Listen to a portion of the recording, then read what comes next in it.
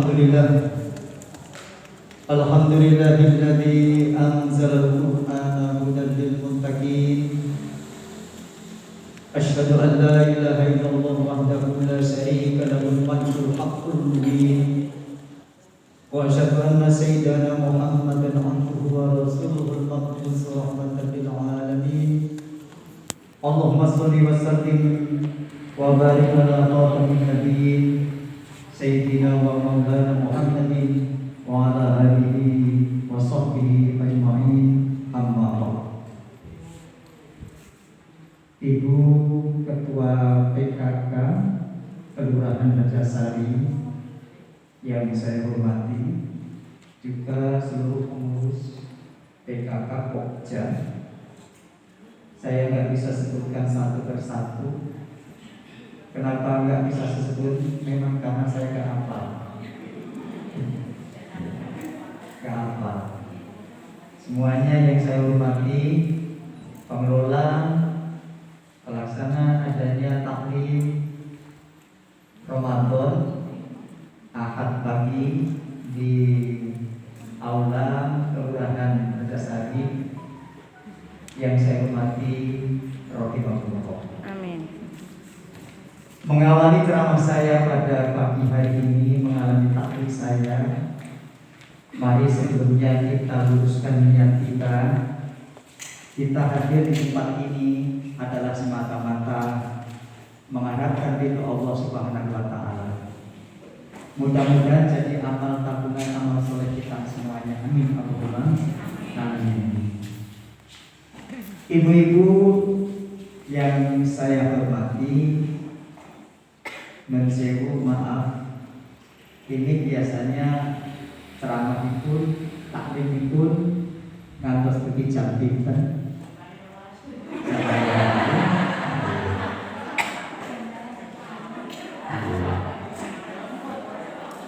Kalau tambahin mana, kalau tambahin mana, kali las siang atau kali las ganggu.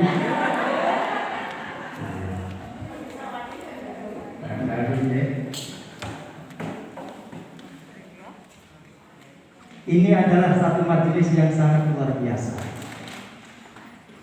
Karena amalan, saya sampaikan, amalan yang namanya sering tidak diperhitungkan ilmu pahala besar itu adalah ngaji. Ngaji itu bisa jadi dengan tarawih penjenengan tadi malam, itu pahalanya lebih besar ngaji kita. Karena Rasul pernah bersabda, thalabul ilmi sa'atan khairun min qiyamil lailatin. Mencari ilmu ngaji 1 jam niku ganjarane luwih apik tinimbang salat sunat semalam suntuk. Semalam suntuknya kalau bahasa Inggris terakhir itu sewengi bedhek. Kali Bogor biasa nih, sewengi bedhek. Menjauh ibu-ibu mau nate salat sunat sewengi bedhek. Ngomong mereka sering bener. Tarawih niku imam milih macam mandan panjang kemawon akhire kontol. Harus Bu? Nggih, matur suwun atas kejujuran. Jujur itu kan saya. Jadi bang Allah dengan menyala kan jeleknya apa? Mari yang pertama, kula dengan sami kita semua syukur pada Allah Subhanahu wa Ta'ala. Nikmat yang luar biasa banyak. Saking banyaknya menurut saya yakin banyak nikmat yang justru kita belum syukuri daripada yang kita sudah syukuri.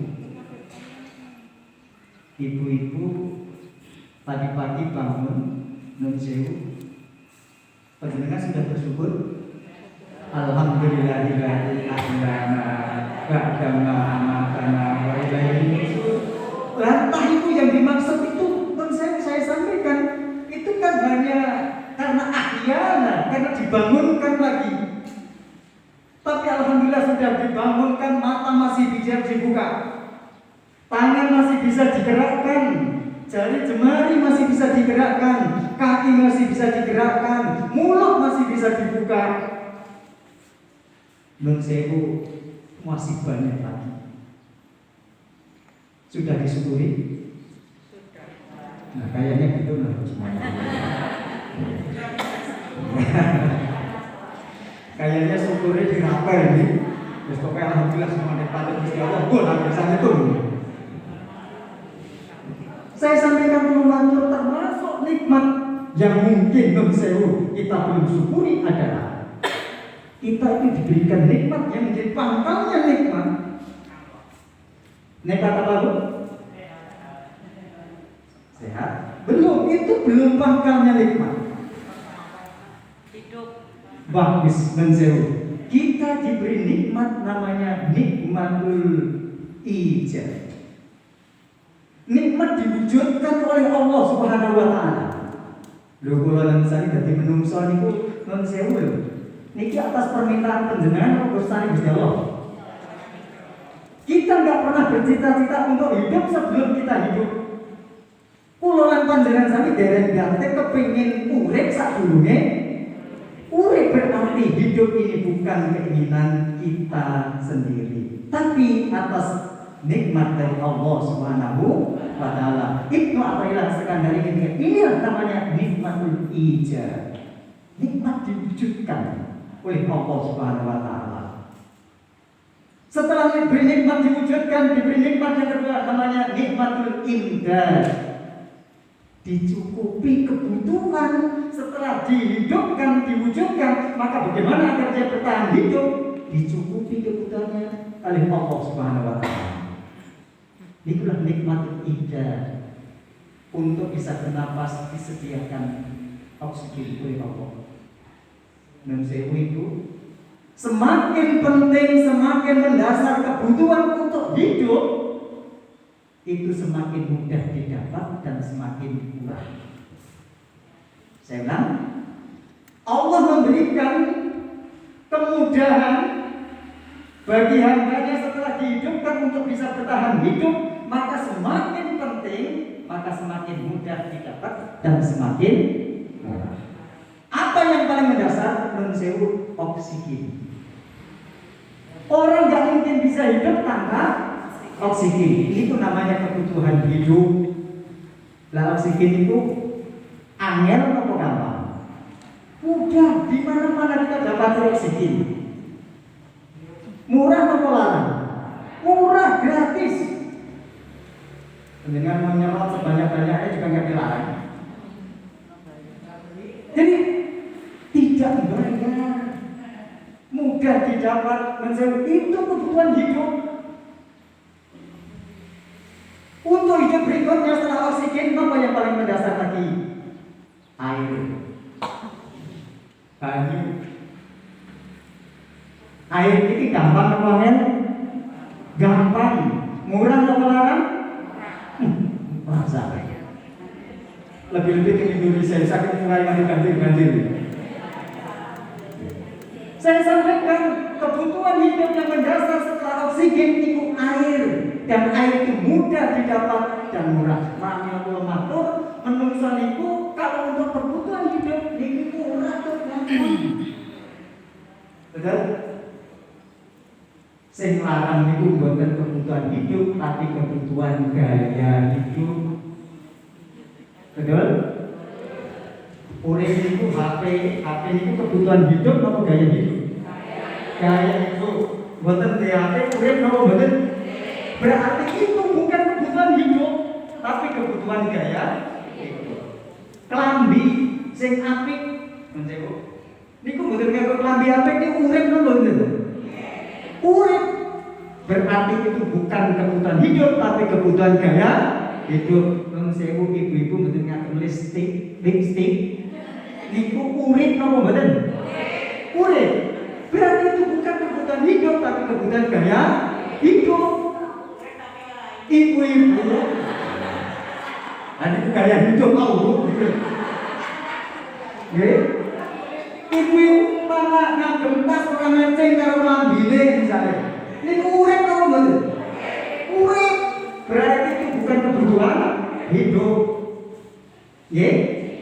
Pramila kula matur sing larang itu bukan kebutuhan hidup tapi kebutuhan gaya hidup. Maka semakin banyak gayanya semakin susah hidupnya.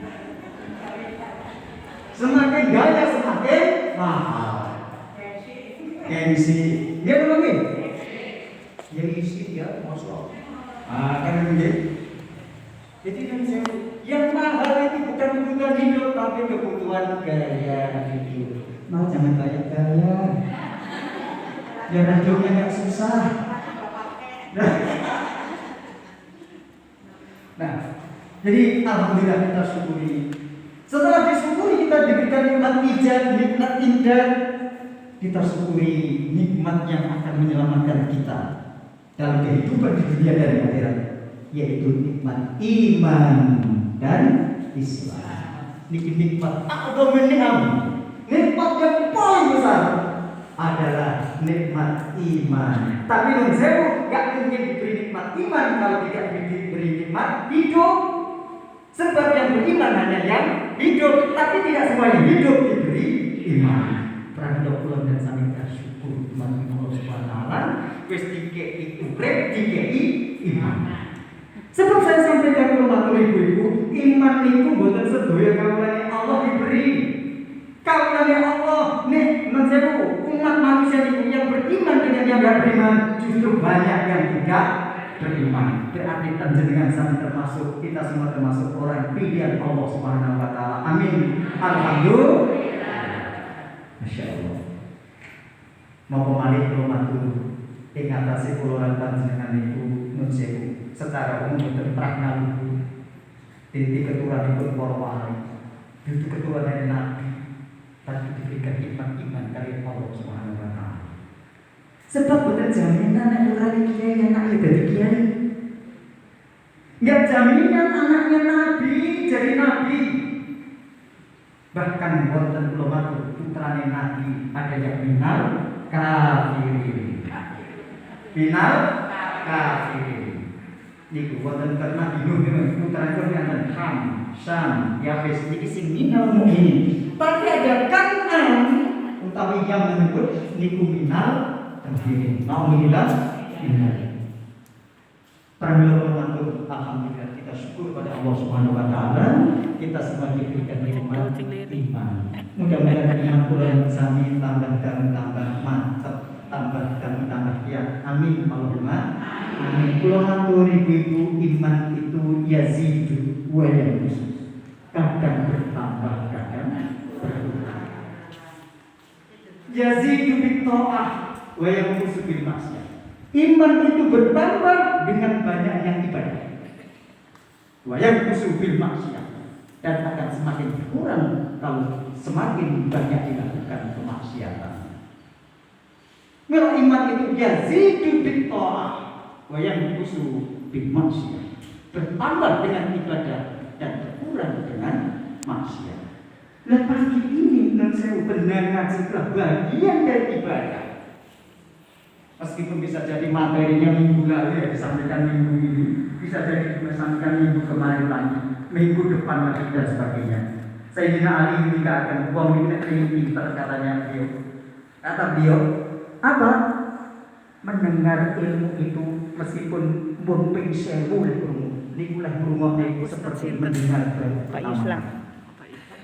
Tak benten kali pulau dan pendengar ini. Biasanya kerumuh pinggir gue ya, kuwi lagi, itu mana kan gitu ya. Laras bu, alhamdulillah. itu lagi kan gitu ya. Nah, saya ingin mengatakan kalau orang ingin alim, ingin pinter itu mendengarkan ilmu meskipun sudah 1000 kali seperti mendengarkan baru pertama kali. Bapak non-sewu, ternyata bapaknya juga enggak ada. Ini biasanya. Saya menjadi non-sewu ceramah pagi ini saya agak grogi, Bu. Enggak ada temannya sebenarnya. Ibu-ibu semuanya ya. Ya ini kayak di Pulau Bidadari kayaknya ya. Di tengah-tengah Pulau Bidadari. Ya ada bidadari tahun 7 bulan, ada bidadari tahun 80-an. Tapi kan pernah menjadi bidadari Bu ya? Saya sih bidadari punya desa kapan Bu? Tahun 70-an dulu. Alhamdulillah enggak apa-apa. Allah masih berikan umur yang barokah, manfaat. Mudah-mudahan kita selalu sehat walafiat, sehat jasmani, sehat rohani. Amin amin ya rabbal alamin. Ibu-ibu rahimakumullah. Amin. Bulan ini, bulan Ramadan Ramadan niku dari bahasa Ramadan yang itu Ramadan. Nah, wonten tafsir At-Tabari dikatakan kenapa bulan ini kok dinamakan bulan Ramadan. Nah, limada sumia Ramadan? Kenapa diberi nama Ramadan? Lah, biasanya tradisi yang namanya nama itu kan seringkali ada kajian historisnya. Enten riwayat dan sejarahnya. Kula yakin Rejasari dipun akan diberi nama Rejasari ada sejarahnya. Banyumas diberi nama Banyumas ada sejarahnya. Betul Ibu ya? Nah, Ramadan, kenapa dinamakan Ramadan? Di kata At-Tabari wonten tafsiripun sumia Ramadan li syiddatil hu. Maka dinamakan bulan Ramadan dulu waktu beri nama itu keadaannya sangat panas. Jadi Ramadan yarmidu Ramadan itu artinya panas, membakar. Karena saat itu bulan itu sangat panas, maka diberi nama Ramadan. Dan saya memberi nama itu kan biasanya terkait dengan ketupat. Ibu-ibu bisa ketupat? Nopo? Oh, kupat. Jadi memberi nama ini sering terkait dengan ketupat. Maksud kula singkatan dari keadaan, waktu dan tempat. Oh. Nah. Jadi memberi nama itu sesuai keadaan. Karena keadaannya sangat panas maka diberi nama Ramadan. Setelah Ramadan, bulan apa Bu? Setelah Ramadan? Syawal. Syawal itu bahasa Arab, artinya Syawal itu meningkat, naik. Karena ternyata Ramadan itu panas, setelah bulan berikutnya niku non saya panas gak ada, justru malah menjadi lebih panas lagi, naik lagi. Maka diberi nama bulan Syawal. Setelah Syawal bulan apik kalau bahasa Jawanya, tapi bahasa Arabnya adalah Dzulqa'dah. Dzulqa'dah. Nek yang jadi Dzulqa'dah. Baris Bu? Jadi bulan Dzulqa'dah. Kenapa dinamakan bulan Dzulqa'dah? Qa'dah itu ada yang duduk dan artinya duduk, lenggah, jatuh. Duduk. Kenapa bulan itu dinamakan Dzulqa'dah? Karena terjadi puncaknya panas. Ramadan panas, Syawal naik lagi, ternyata bulan berikutnya terjadi puncaknya panas. Nah, akhirnya orang gak kuat keluar dari rumah. Akhirnya justru duduk di rumah saja. Duduk itu bahasa Arabnya qa'dah. Kok ada yang duduk dan maka mak'ad itu ada tempat duduk. Maka karena orang gak pada keluar, pada duduk di rumah saja, maka bulan itu dinamakan bulan Dzulqa'dah. Setelah Dzulqa'dah, Dzulhijjah.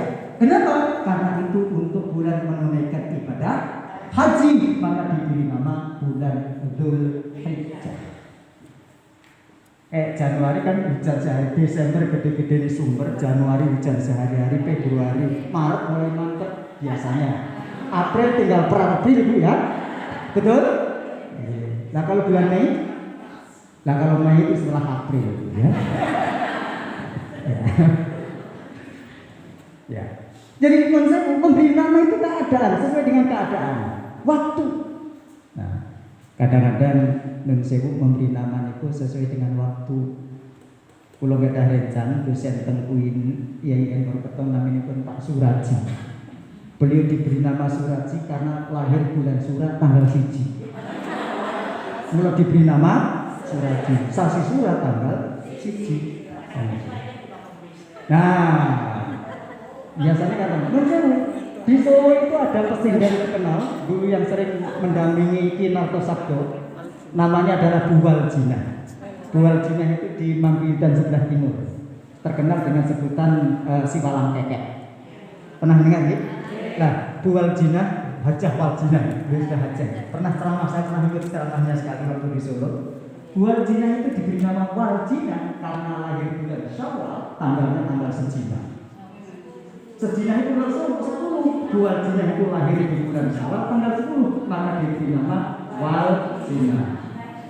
Saya datangkan dulu non sewu bapaknya pegawai negeri, kebetulan istrinya hamil, anak pertama lahir dalam pas habis gajian anak muda diberi nama Sugiarto. Karena pas bapaknya gajian. Kayaknya kalau pas tanggal tua Winarto ya. Gak punya duit Winarto ya. Jadi memberi nama juga sering dikaitkan dengan waktu. Waktu. Pak memberi nama kadang sesuai dengan tempatnya. Nah, macam-macam mensewu. Maka jamaah haji insya Allah tahun ini kan insya Allah pemerintah Saudi sudah membuka jamaah haji insya Allah. Tetapi kuotanya mensewu biasanya mencapai 5 jutaan bahkan lebih. Untuk tahun ini maksimal disediakan 1 juta. 1 juta dibagi 1 dunyung. 1 juta bukan Indonesia saja, mensewu 1 juta sak dunyung sedunia. Berarti kapasitasnya bukan hanya 25%, bisa jadi 20%. Lah kayaknya Indonesia ya, wow, kira-kira nanti belum diputuskan, bisa jadi di atas mensewu, di bawah 100.000 bisa jadi. Nah, banyak masih dia boleh tahu dulu. Nah, jadi menurut jamaah haji itu Indonesia itu turun di bandara Jeddah. Harus bunyi di bandara Jeddah. Bandara itu tempat itu namanya Jeddah. Kenapa tempat itu diberi nama Jeddah? Jadun kakek, Jeddah nenek. Karena disitulah tempat memakamkan nenek manusia. Ibu Hawa dimakamkan di situ. Ibu Hawa adalah nenek manusia. Nenek itu bahasa Arabnya adalah Jeddah. Maka tempat itu dinamakan Jeddah. Nah, berarti memberi nama memberi nama sesuai dengan keadaan waktu tempat itu bukan hanya Jawa saja, tapi ternyata di Arab juga ada, gitu kan? Tempat bertemunya Nabi Adam dan Hawa di sebuah bukit di Jabal Rahmah, maka bukit itu namanya Jabal Rahmah. Karena Nabi Adam dengan Nabi Siti Hawa itu kan turun dari surga kan ditempatkan turun tempat yang jauh. Nah, lama nggak ketemu, saking mensewu rindunya tentu akhirnya sebuah bukit, maka bukit itu dinamakan Jabal Rahmah, tempat berkasih sayangnya Adam dan Hawa. Ibu-ibu yang saya hormati, ingkang kula tresnani, jadi mensewu bulan ini adalah bulan Ramadan karena memang dulu waktu pemberian nama keadaannya adalah sangat panas. Dan bulan Ramadan adalah satu-satunya bulan yang disebut dalam Al-Quran. Dengan Pak Gersi, di dalam Quran nggak ada bulan selain Ramadan disebut namanya. Muharram nggak ada. Hanya dikatakan bahwa idzal inna asra syahran, bahwa di dalam Quran setahun itu ada 12 bulan, tapi tidak disebutkan. Minha arba'atul hurum, di antaranya ada 4 bulan yang dimuliakan, tapi tidak disebutkan bulan apa itu. Yang disebutkan hanya bulan Ramadan. Mensewu itu pun hanya satu tempat. Disebutkan sekali di dalam surat Al-Baqarah ayat 185. Syahrul Ramadan alladzi unzila fihil Qur'an hudan lin-nasi wa bayyinatin minal huda wal furqan faman syahida minkum syahra falyasum. Jadi Ramadan itu saking mulianya, bulan yang lain nggak disebut, tetapi Ramadan disebut dalam Al-Quran meskipun hanya satu kali dan di satu tempat, yaitu Al-Baqarah 185. Dan itu mensewu ibu-ibu ada kaitannya dengan Al-Quran. Jadi Ramadan tidak bisa dipisahkan dengan Al-Quran. Syahrul Ramadan alladzi unzila fihil Qur'an. Karena di bulan Ramadan itulah bulan awal diturunkannya wahyu Al-Quran, yang sering kita peringati dengan peringatan Nuzulul Quran. Nuzul kita tanggal pindah ibu. Risab Ashrota min syahri Ramadan, tanggal 17 Ramadan. Itulah awal turunnya wahyu Al-Quran. Nah, kalau Al-Quran mulai diturunkan pada bulan Ramadan, berarti Kanjeng Nabi Muhammad SAW itu diangkat menjadi Nabi pada bulan Ramadan. Kenapa? Karena Nabi itu ditandai dengan diterimanya wahyu. Karena wahyu pertama diterima di bulan Ramadan, berarti Kanjeng Nabi Muhammad diangkat menjadi nabi itu pada bulan Ramadan.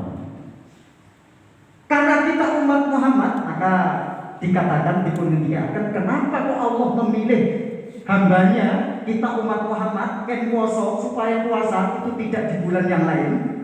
Buat tentang bulan Muharram, bulan Surat, bulan Dzulhijjah, orang yang pada haji yang enggak haji pada puasa, enggak begitu, tapi bulan Ramadan karena bulan Ramadan itu adalah bulan turunnya wahyu Al-Qur'an. Berarti Muhammad diangkat menjadi nabi pada bulan Ramadan, dan yang menjadi pedoman bagi umatnya diturunkan pertama kali pada bulan Ramadan. Itulah kenapa umat Islam, kita umat Muhammad diwajibkannya puasa pada bulan Ramadan.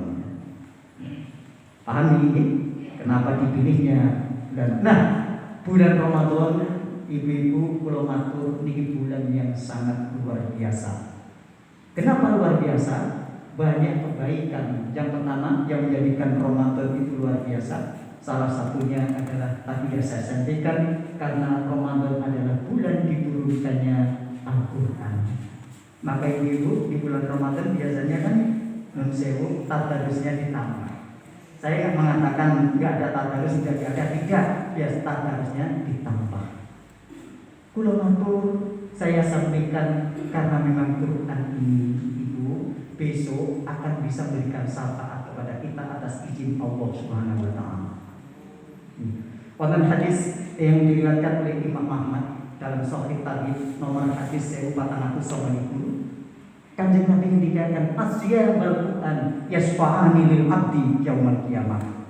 Puasa dan Quran itu besok akan bisa memberikan syafaat kepada pemiliknya, artinya pada orang yang baca Al-Quran dan orang yang berpuasa di bulan Ramadan besok pada hari kiamat akan menjadi syafaat, memberikan pertolongan. Nah, kula matur saya sampaikan lebih-lebih ini di bulan Ramadan. Bulan Ramadan, kula matur tadi, yang kedua istimewanya adalah nilai ibadahnya itu berbeda dengan selain bulan Ramadan. Kenapa? Al-Imam Muhammad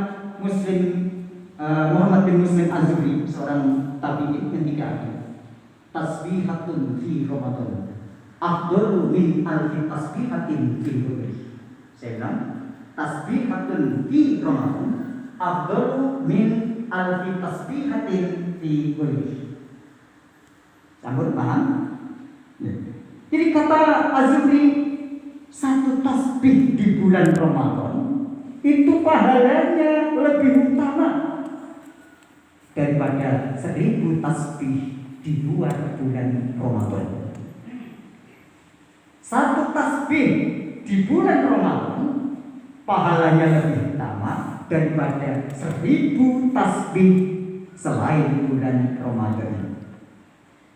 Maaf ibu, itu tidak tasbih aja, sekedar contoh, maka bisa dianalogikan. Kalau penjenengan kita semuanya menghatamkan Al-Quran satu kali saja di bulan Ramadan, berarti pahalanya insya Allah lebih banyak daripada 1000 khatam Al-Quran di luar bulan Ramadan.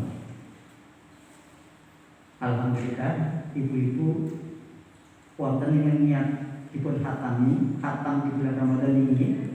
Maksudnya yang pribadi, yang tidak bareng-bareng, yang enggak royokan, pribadi diniati. Syukur yang belum maka diniati 1 bulan ini, syukur bisa khatam Al-Quran 1 kali. Syukur kok kali. Minimal syukur 1 kali. Kalau bisa 1 kali udah anugerah yang luar biasa. Pahalanya insya Allah lebih besar daripada 1000 khataman selain bulan Ramadan. Bagaimana nih? Luar biasa. Ini yang saya katakan, keistimewaan Ramadan yang tidak didapati di bulan selain bulan Ramadan.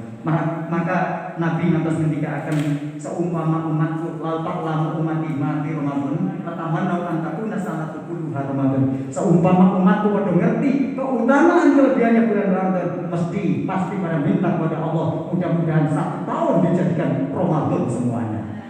Tapi ini 1 tahun Ramadan semuanya saya malah bingung jadi. Jadi lemes terus.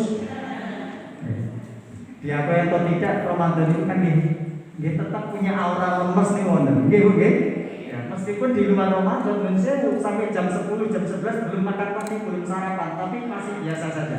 Tapi kalau Ramadan padahal tadi juga sahur, tapi jam-jam segini udah mulai lemes. Betul Bu? Luar biasa. Nah, tapi saya sampaikan inilah kehebatan Ramadan. Kehebatan Ramadan, kemuliaan yang luar biasa. Nilai ibadah berbeda dengan di luar bulan Ramadan. Belum yang melakukan kewajiban dalam hadis yang lain dikatakan dilipat gandakan 70 kali seperti melakukan ibadah wajib. Ya, yang sunnah dianggap seperti ibadah fardu dan sebagainya. Nah, mudah-mudahan kula panjenengan sami di bulan Ramadan ini bisa melaksanakan, menambah kebaikan-kebaikan ibadah yang bisa kita lakukan. Nun sewu sesuai dengan kemampuan piyambak-piyambak. Nah, nun sewu kalau ternyata belum lancar baca Al-Quran atau belum bisa baca Al-Quran gimana? Nun sewu saya matur jangan kecil hati, banyak saja baca surah Al-Ikhlas. 3 kali khatam Al-Quran. Oke. Jadi non saya perbanyak baca surah Al-Ikhlas. Al-Ikhlas. Jadi kita perbanyak baca surah Al-Ikhlas. Dulu zaman sahabat, ada sahabat yang saat meninggal itu ternyata biasanya panas itu tidak langsung mendung tapi hujan. Ditaungi. Ngantos para sahabat atau kanjeng Nabi, ini kok aneh suasananya. Enggak hujan, tapi biasa panas, enggak panas. Apa jawab Rasul? Ini malaikat sedang menutup sinar matahari biar tidak kepanasan. Memang yang meninggal ini apa yang kehebatan apa Rasul? Rasul meninggalkan. Dia selama hidupnya dia sangat mencintai surah Al-Ikhlas. Dan surat Al-Ikhlas itu surat Ulhu. Kok kadang-kadang mereka sih surat Ulhu. Jadi ini sahabat yang meninggal ini saat hidupnya sangat mencintai surat Al-Ikhlas. Tidak hitungan. Maka nunsewu ada yang orang meninggal dikasih tidaknya kalau tidak kuburan kan baca surah Al-Ikhlas sampai 100.000 kali kan? Nah, di antaranya karena ada riwayat itu. Pramilo nunsewu kalau matur ibu-ibu monggo kata-katakan baca surah Al-Ikhlas. Banyak membaca surah Al-Ikhlas. Berapa kali enggak usah dihitung.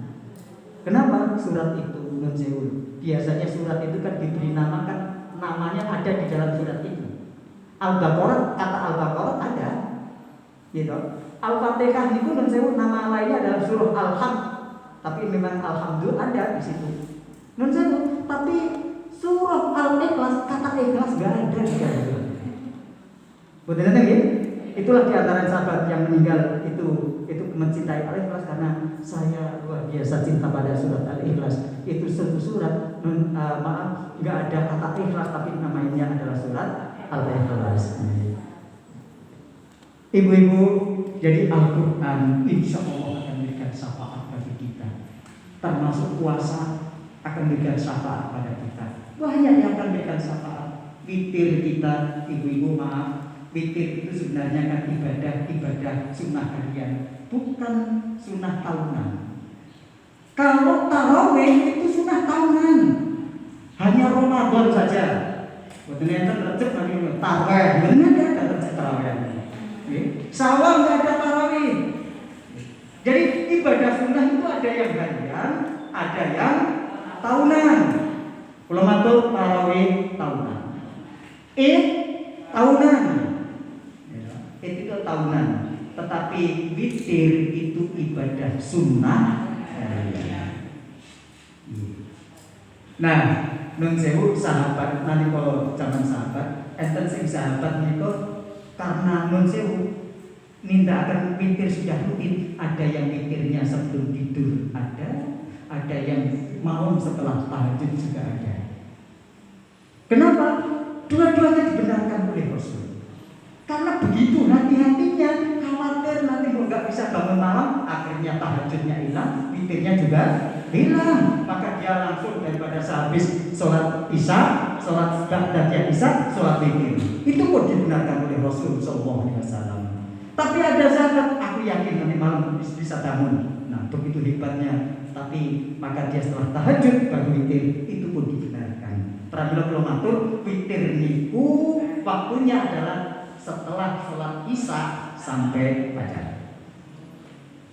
Witir itu setelah sholat isya. Menurut sebelum sholat isya nggak boleh witir. Bar maghrib witir, betul. Meskipun sudah saatnya waktu isya, tapi kalau belum sholat isya belum boleh witir. Jadi witir itu setelah sholat isya. Ba'da isya lantas menyang witir boleh, cuma nanti kalau malam sholat tahajud nggak usah witir lagi.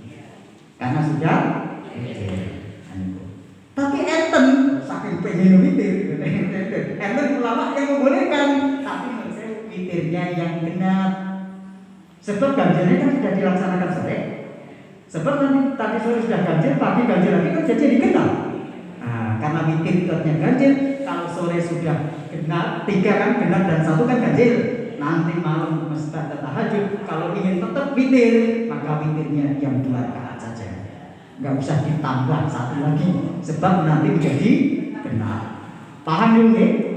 Dan nggak usah ditanyakan sebaiknya sebelum tidur atau setelah tidur, baik semuanya. Yang nggak baik jangan kerjakan. Laris begini. Jadi kalau sudah persoalkan menjewu apakah harus setelah tidur atau tidak usah persoalkan. Monggo. Yang bisa mengerjakannya adalah setelah sholat isya, kerjakan saja. Tapi kalau yakin nanti malam bisa tahajud, maka setelah tahajud juga bagus. Yang penting mudah-mudahan tidak kehilangan witirnya. Ibu-ibu rahimakumullah. Berikutnya adalah yang menjadikan Ramadan itu menjadi bulan yang mulia adalah salah satunya karena Ramadan itu bulan di adanya turun yang namanya malam Lailatul Qadar. Jadi yang menjadikan mulianya bulan Ramadan pertama adalah bulan diturunkannya Al-Quran. Yang kedua adalah bulan diwajibkannya berpuasa. Tadi ada kaitannya antara Quran dan puasa. Yang ketiga bulan Ramadan menjadi mulia karena dilipat gandakannya amal. Dan yang keempat Ramadan menjadi mulia adalah karena adanya malam Lailatul Qadar. Ibu-ibu, malam Lailatul Qadar yang sering dikatakan lebih bagus daripada 10.000 bulan. Ulamatur itu ulama banyak yang mengatakan di bulan ganjil. Nah cuman yang saat ini non sewu ganjilnya itu sing rontok repot. Sebab enten sing puasanya mulai Sabtu kali Ahad. Nah non sewu ibu-ibu saya yakin ini ada yang mulainya bisa jadi ada yang hari Sabtu, bisa jadi hari Ahad. Monggo mawon. Tapi alhamdulillah nanti pedesnya bahkan insya Allah bareng. Lebarannya bareng. Mulai betul bareng nggak begitu masalah. Yang penting selesainya bareng. Sebab kalau selesainya nggak bareng nggak asik. Sini masih puasa, sini udah takbiran, kan nggak asik kan? Gitu lagi. Tapi kalau hanya mulai nggak bareng nggak kelihatan. Sudah puasa, sini belum kan nggak apa-apa. Nggak kelihatan masalahnya. Ketemu di jalan antara yang puasa dengan yang belum nggak puasa kan nggak beda. Karena orang puasa, saya sampaikan. Puasa itu ibadah, satu ibadah yang sering dikatakan ibadah yang sir. Ibadah rahasia itu puasa. Maka sama dalam hadis qudsi yang sahih Allah ketika akan asyamu li wa ana asibi. Puasa itu untukku kan Allah.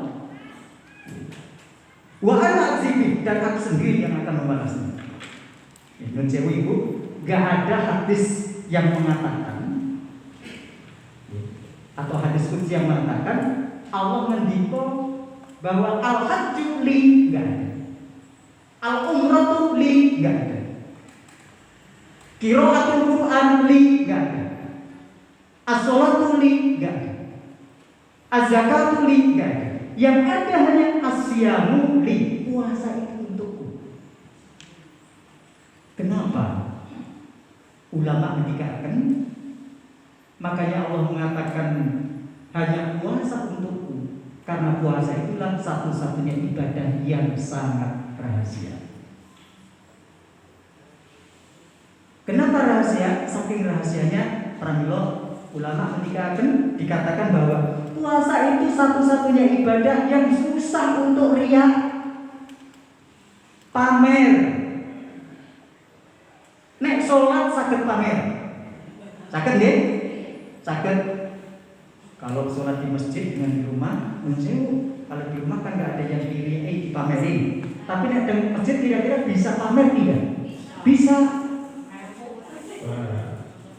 Pramila kula matur, kalau di masjid ya Allah sholatnya nampaknya pelan, khusyuk, meskipun sini nggak ngerti nggak tahu. Ya. Tapi karena dilihat gerak-geraknya, kenapa? Sholat itu ada wujudnya, ada bacaannya, ada gerakannya. Tapi kalau sholat di sendirian, ukurannya sholatnya itu bagus tidak, sebenarnya kadang sholat sendirian di dalam kamar. Bahkan sewu kulolan dengan sami ibu, monggo kulolan sami bersama-sama belajar meningkatkan kualitas sholat kulolan panjenengan. Kulo niku maaf, kulo jujur tadi ngomong, saya itu seringkali sholat hanya 3 menit, tapi pikiran saya nggak karuan. Nggak karuan bu. Kadang-kadang saya mikir, rasanya saya ini kurang ajar pada Allah Subhanahu Wa Taala. Hanya 3 menit. Tapi ingatnya Allah dengan ingatnya yang lain. Ingat yang lain. Mau sholat melihat TV ada berita harga minyak goreng melambung, minyak goreng langka, non sewu ibu-ibu ada yang sama seperti itu? Dia terima kasih atas kejujurannya. Jadi saya katakan ulama sering kita itu kurang ajar kan Gusti Allah. Mau 30 menit sholat.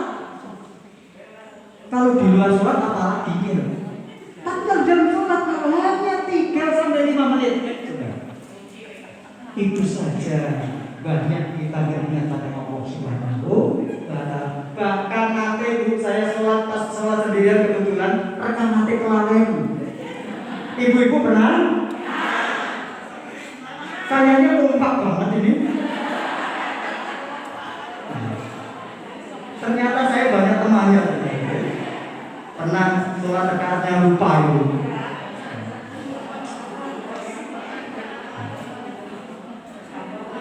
Makanya ibu, kalau matur, mari kita perbaiki, kita belajar. Saya nggak menyuruh, tapi ngajak bersama-sama.